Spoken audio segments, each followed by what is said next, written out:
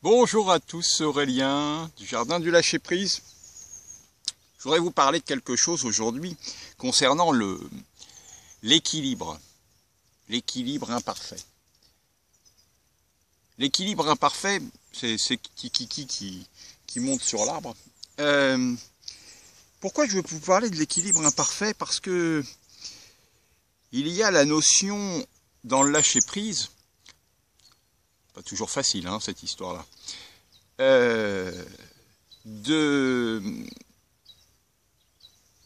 d'effectivement lâcher les choses par rapport à ce qu'il est, donc d'accepter les choses telles qu'elles sont, et puis parallèlement à ça de rester déterminé. Et c'est là où l'équilibre n'est pas forcément du plus facile, parce que quand on lâche prise, en tout cas moi c'est comme ça que je le vis, quand on lâche prise, d'autres choses s'installent. Mais dans le lâcher prise, il y a deux versions, deux possibilités en fait. Soit c'est un lâcher prise mental, et dans ce cas-là en fait il se passe absolument rien, c'est-à-dire que on a le sentiment,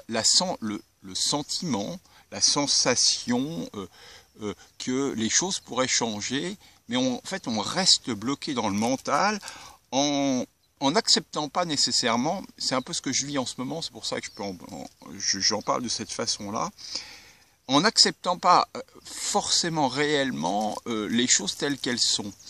Alors c'est un peu compliqué peut-être à ressentir, à comprendre. Je vais prendre des cas précis sur ma vie actuelle.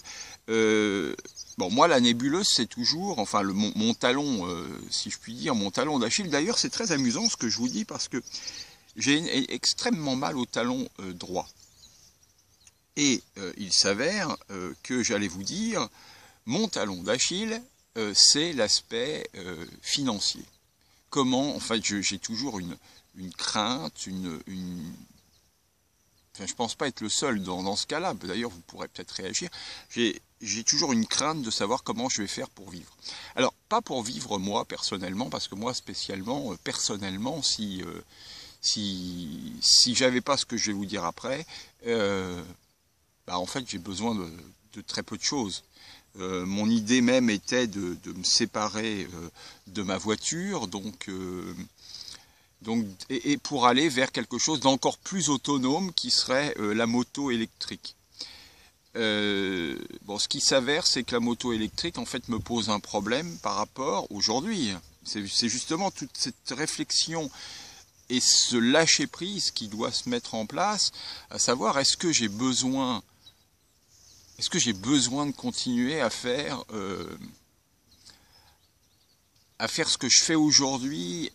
Voilà, je suis dans une nébuleuse aujourd'hui, j'ai besoin d'encore rentrer en moi, et depuis ces vacances, en fait, juillet-août, je me rends compte que j'ai été blackboulé par plein de choses, et notamment par le fait que ma fille Zoé va avoir 18 ans, vient de finir son bac, et rentre en études supérieures, et de ce fait-là, eh bien, il faut de l'argent. Alors, voilà la situation. Donc ça, c'était par rapport à l'argent, par rapport à ça. Après, voilà, je travaille à Paris.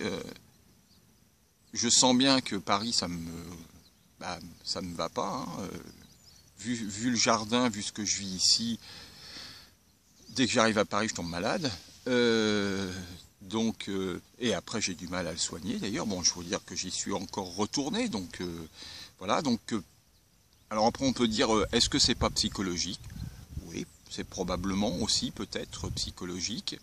Je sens bien que quand je fais 6 heures de voiture aujourd'hui, dans une journée, pour ensuite refaire le lendemain 6 heures de voiture, physiquement ça le fait pas bien.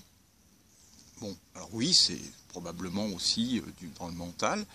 Donc, voilà, donc tout cet équilibre, cette justesse à trouver entre le fait de m'activer, de faire quelque chose qui me plaît d'ailleurs, hein, pas quelque chose qui ne me plaît pas, c'est un choix délibéré de ma part que de faire ça parce que j'aime bien, mais en même temps, je sens bien que c'est pas très juste par rapport à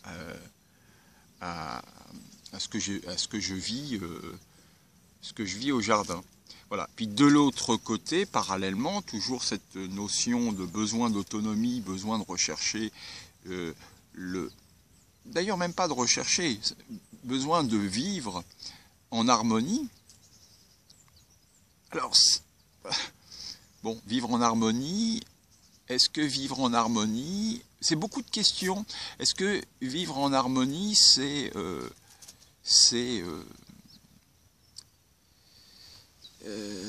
difficile parce que en fait j'ai beaucoup de mal à cadrer les choses. Je vous dis les choses telles qu'elles sont. Vous voyez, c'est un peu compliqué. Le fait d'être dans le mouvement permanent, d'être dans l'action et non pas dans l'agir, c'est une discussion que j'ai eue avec des gens sur Facebook. Le fait d'être toujours en train de faire des choses fait qu'on n'arrive pas à se poser et juste à plus se poser de questions, mais et se mettre dans l'action de faire quelque chose qui est positif. Voilà. Alors je voulais vous partager ça parce que c'est une période importante, non pas de remise en question, mais justement d'équilibre entre le fait d'agir, le fait de faire, et le fait de prendre du temps pour soi. Alors je suis remonté aussi, c'est quelque chose d'important. J'ai été très fatigué après Paris pendant les 3-4 jours où je suis allé à Paris pour travailler. Ça m'a énormément fatigué. J'ai mis beaucoup de temps pour m'en sortir, avec en plus cette grippe. Et je voyais bien en fait qu'il y avait un manque d'équilibre entre le fait d'être au jardin et le fait d'aller courir partout. Voilà.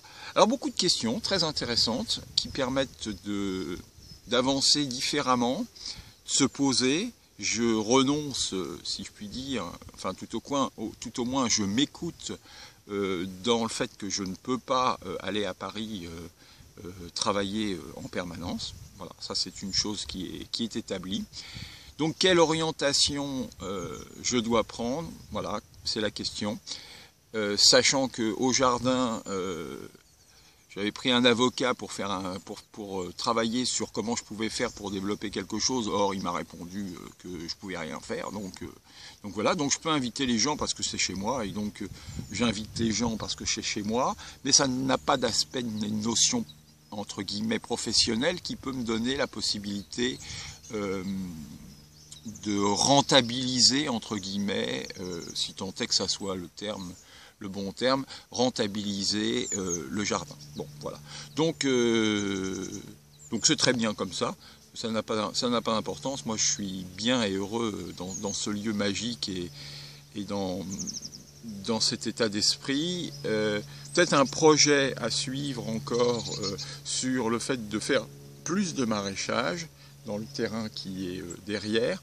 Voilà, bon, donc beaucoup de projets pour cette nouvelle année, entre guillemets, scolaire, qui démarre au mois de septembre. Voilà, je vous partage ça, c'est un partage de rentrée, si je puis dire, voilà, sachant que je vais sûrement retourner à droite et à gauche encore. Bon, voilà. Je vous aime, je vous dis à bientôt, je vous souhaite une bonne rentrée, un bon retour sur la... Ah, tenez, regardez, il y a Kiki qui passe.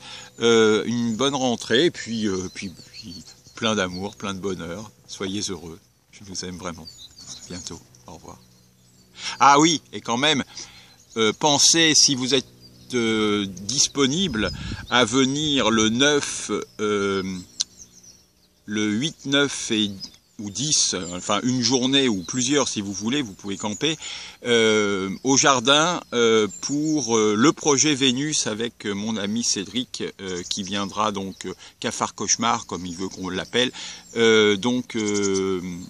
Venez partager des choses avec nous. Venez dire ce que vous aimez. Et puis j'ai envie d'organiser des cafés citoyens aussi au jardin.